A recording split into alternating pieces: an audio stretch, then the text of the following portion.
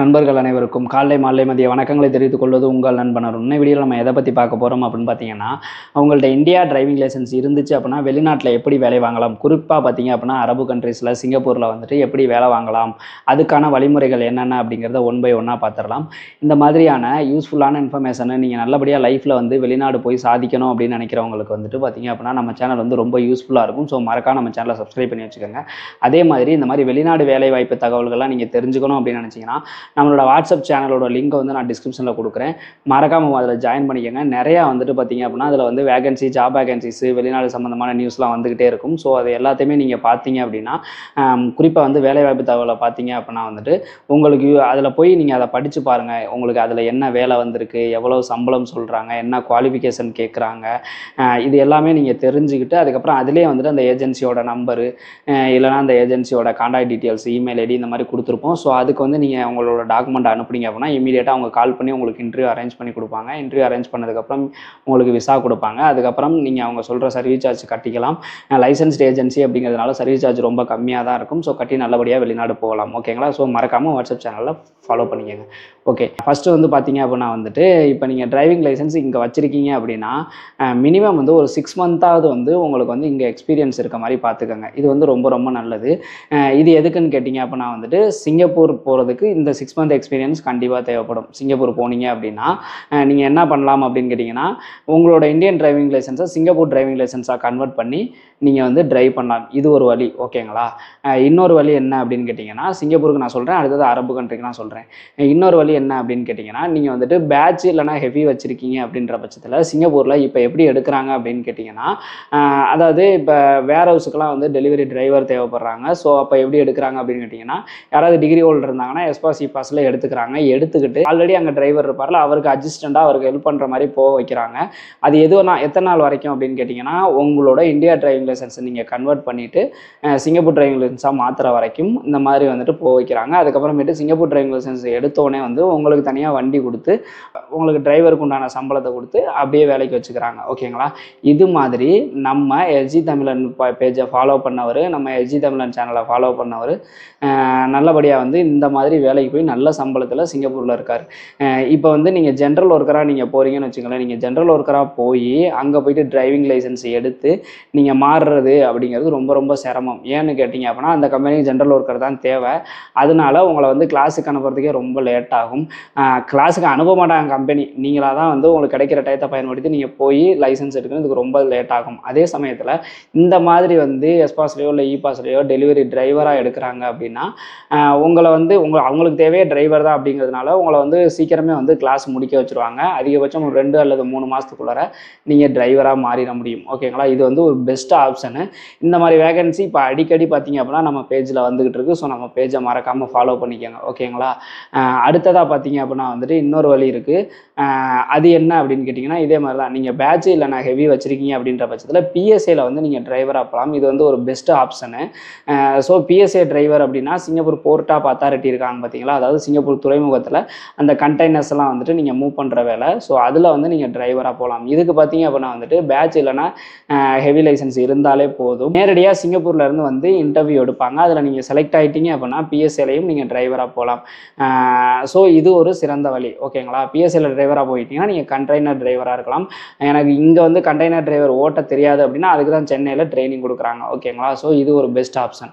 அடுத்ததாக பார்த்தீங்க அப்படின்னா வந்துட்டு நான் ஏற்கனவே சொன்ன மாதிரி நீங்கள் ஒன்று இங்கே லைசன்ஸ் எடுத்து 6 மாதம் இருந்துச்சு அப்படிங்கிற பட்சத்தில் அங்கே போயிட்டு நீங்கள் அங்கே சிங்கப்பூர் லைசன்ஸாக கன்வெர்ட் பண்ணிவிட்டு நீங்கள் அதுக்கப்புறம் கிளாஸ் 3க்கு மாற்றி நீங்கள் ட்ரைவ் பண்ணலாம். இன்னொரு ஆப்ஷன் என்ன அப்படின்னா நீங்கள் இங்கே லைசன்ஸ் இல்லைன்னா கூட நீங்கள் நேரடியாகவே போய் சிங்கப்பூரில் வந்து டேரெக்டாக கிளாஸ் போட்டு நீங்கள் லைசன்ஸ் எடுத்துடலாம். ஓகேங்களா? ஸோ இதுவும் பெஸ்ட் ஆப்ஷன். ஸோ நீங்கள் சிங்கப்பூர் போனீங்க அப்படின்னா இந்த எல்லா வழியிலையுமே வந்து ட்ரை பண்ணி பாருங்கள். இதில் வந்து எது உங்களுக்கு பெஸ்ட்டாக இருக்கோ அதில் வந்துட்டு நீங்கள் டிரைவராக மாறிடுங்க. ஓகேங்களா? அடுத்ததாக பார்த்தீங்க அப்படின்னா வந்துட்டு இப்போ அரபு கண்ட்ரிக்கு சொல்கிறேன். அரபு கண்ட்ரியை பொறுத்த வரைக்கும் பார்த்தீங்க அப்படின்னா கிட்டத்தட்ட இது சேம் தான். அரபு கண்ட்ரியில் பார்த்தீங்க அப்படின்னா இப்போ சிங்கப்பூரில் பிஎஸ்ஏக்கு வந்து நீங்கள் ட்ரை பண்ணுறீங்க அப்படின்னா வருஷத்துக்கு 1 டைம் இல்லைனா 2 டைம் தான் வந்து இன்டர்வியூ வருவாங்க. ஓகேங்களா? அதே இது அரபு கண்ட்ரிக்கு அப்படி கிடையாது. கண்டெய்னர் டிரைவர் பார்த்தீங்க அப்படின்னா நிறைய பேர் தேவைப்படுறதுனால இப்போ ரீசெண்ட் டேஸ்லாம் பார்த்தீங்க அப்படின்னா ரெகுலராக அரபு கண்ட்ரிக்கு ஆள் எடுத்துக்கிட்டே தான் இருக்காங்க ரெகுலராக. ஸோ அப்படி இருக்கிறப்ப இதே எல்லாமே இதே ஆப்ஷன் தான். பேட்ச் இல்லைனா வந்து ஹெவி இருந்துச்சு அப்படின்னாவே போதும். அவங்களே ட்ரைனிங் கொடுத்து உங்களை அரபு கண்ட்ரிக்கு வந்து இதே மாதிரி போர்ட்டு தான். சிங்கப்பூரில் போர்ட்டில் எப்படி நீங்கள் ஓட்டணும் அப்படியோ அதே மாதிரி தான் அரபு கண்ட்ரிலையும் போர்ட்டில் ஓட்டணும். ஸோ அதுக்கு வந்து கண்டெய்னர் டிரைவர் வந்து உங்களுக்கு ஹெவி டிரைவர் வந்து உங்களுக்கு ட்ரைனிங் கொடுத்து அதுக்கு எடுத்துகிட்டு போயிடுவாங்க. ஓகேங்களா? ஸோ மற்ற கண்ட்ரிக்கெலாம் போகணுன்னா இது வந்து ஒரு பெஸ்ட் ஆப்ஷனு. அதே மாதிரி நீங்கள் ஹவுஸ் டிரைவரு இல்லை பைக் டெலிவரி டிரைவரு அந்த மாதிரியும் போகலாம். அரபு கண்ட்ரியில் பைக் டெலிவரிக்கு நிறையா வேகன்சிஸ் அடிக்கடி வந்துக்கிட்டு தான் இருக்குது. ஸோ அதில் போனீங்க அப்படின்னா பைக் டெலிவரியில் நல்ல சேலரி. அதுக்கு எப்படி நான் பார்த்தீங்க அப்படின்னா, இப்போ நீங்கள் இந்தியாவில் 2 வீலர் லைசன்ஸ் இருந்தால் கூட போதும், இல்லை சின்ன கார் லைசன்ஸ் இருந்துச்சுனாவே போதும். அதில் வந்துட்டு நீங்கள் அங்கே போயிடணும். அங்கே போயிட்டு நீங்கள் இப்போ பைக் டெலிவரிக்கு போகிறீங்க அப்படின்னா உங்களுக்கு லைசன்ஸ் அங்கே அந்த நாட்டு லைசன்ஸ் கிடைக்கிற வரைக்கும் நீங்கள் வேலைக்கு போக முடியாது. அங்கே இருக்கிற மாதிரி இருக்கும், வெயிட் பண்ணுற மாதிரி இருக்கும். அதுக்கப்புறமேட்டு தான் வந்து அந்த வெயிட் பண்ணி நீங்கள் லைசன்ஸ் அதுக்கப்புறமேட்டு உங்களுக்கு வண்டி தருவாங்க, நீங்கள் டெலிவரி டிரைவராக ஒர்க் பண்ணலாம். ஓகேங்களா? ஸோ இதுவும் வந்து அரபு கண்ட்ரி போகிறதுக்கு ஒரு பெஸ்ட்டான ஆப்ஷன். அதே மாதிரி தான் ஹவுசிங் டிரைவராகவும் போகலாம். இந்த மாதிரி ஹவுசிங் டிரைவர் இல்லை ஆஃபீஸ் டிரைவராக போகிறீங்க அப்படின்னா அங்கே போயிட்டு நீங்கள் லைசன்ஸ் எடுக்கிற வரைக்கும் அந்த நாட்டு லைசன்ஸ் கன்வெர்ட் பண்ணி நீங்கள் லைசன்ஸ் எடுக்கிற வரைக்கும் வந்து உங்களுக்கு வேலை கொடுக்க மாட்டாங்க. அதுக்கப்புறம் தான் வேலை தருவாங்க. அது வரைக்கும் நீங்கள் தான் அட்ஜஸ்ட் பண்ணிக்கிற மாதிரி இருக்கும். இதில் அரபு கண்ட்ரியை பொறுத்த வரைக்கும் லைசன்ஸ் இருக்கிறதுக்கு 1 மாதத்துலேருந்து 3 மாதத்துக்குள்ளார ஆகும்.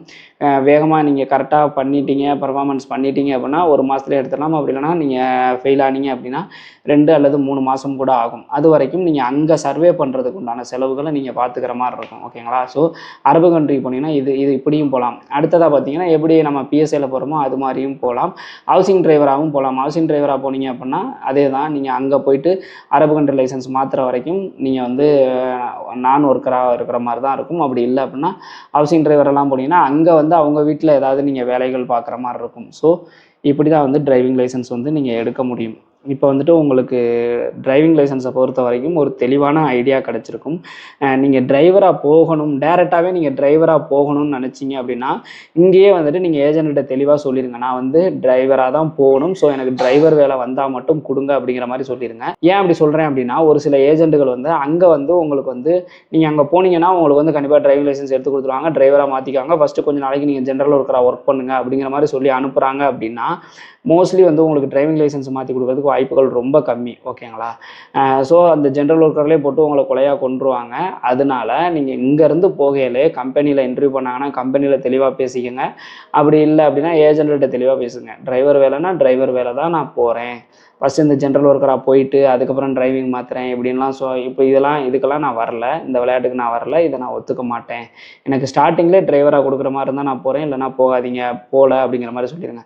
அதாவது ஸ்டார்டிங்லேயே டிரைவரானா எப்படி நான் சொல்கிறேன் அப்படின்னா, இப்போ ஒரு உதாரணத்துக்கு இப்போ வந்து உங்களை வந்து டிரைவிங் வேலைக்கு தான் எடுக்கிறோம், ஆனால் நீங்கள் லைசன்ஸ் எடுக்கிற வரைக்கும் இல்லை வெயிட் பண்ணணும், அப்படி இல்லைனா லைசன்ஸ் எடுக்கிற வரைக்கும் ஜென்ரல் ஒர்க்கராக ஒர்க் பண்ணணும். இந்த மாதிரி கம்பெனிலேருந்து உங்களுக்கு ப்ராமிஸ் பண்ணணும், அதிகபட்சம் ஒரு 2 மாதத்தில் நான் உங்களுக்கு பர்மிஷன் தரோம், இல்லை கம்பெனி லெட்டர் தர்றோம், நீங்கள் ஈஸியாக எடுத்துடலாங்கிற மாதிரி கம்பெனி சைட்லேருந்து சப்போர்ட் பண்ணாங்க அப்படின்னா தான் நம்மளால் ஈஸியாக லைசன்ஸ் எடுக்க முடியும். இல்லைனா நீங்கள் வேலையும் பார்த்துக்கிட்டு ஜென்ரல் ஒர்க்குனா ஜென்ரல் ஒர்க்கு காலையிலேருந்து இருக்கும், ஸோ அதுக்கு மேலே நீங்கள் கிளாஸ் போய் எடுக்கிறதுக்கெலாம் உங்களுக்கு வருஷ கணக்காயிரும். நிறைய பேர் அப்படி தான் லைசன்ஸ் எடுக்க அப்ளை பண்ணிட்டு வருஷ கணக்காக எடுக்காமல் வெயிட் பண்ணிகிட்டு இருக்காங்க. ரொம்ப பொறுமையாக தான் எடுக்க முடியும். ஸோ இந்த மாதிரிலாம் தவறுகள் நடக்கக்கூடாது அப்படின்னா இங்கேருந்து நீங்கள் ஏஜென்ட்டை தெளிவாக பேசிட்டு போகிறது ரொம்ப ரொம்ப நல்லது. அடுத்ததாக பார்த்தீங்க அப்படின்னா வந்துட்டு இதில் சம்பளத்தை பொறுத்த வரைக்கும் இந்த பாஸ்லலாம் வந்துட்டு இந்த மாதிரி டிரைவர் டெலிவரி டிரைவர் வேலைக்கெல்லாம் நீங்கள் போனீங்க அப்படின்னா ரொம்ப ஹை சேலரி, பிஎஸ்ஐயில் நார்மல் சேலரி தான் வரும்.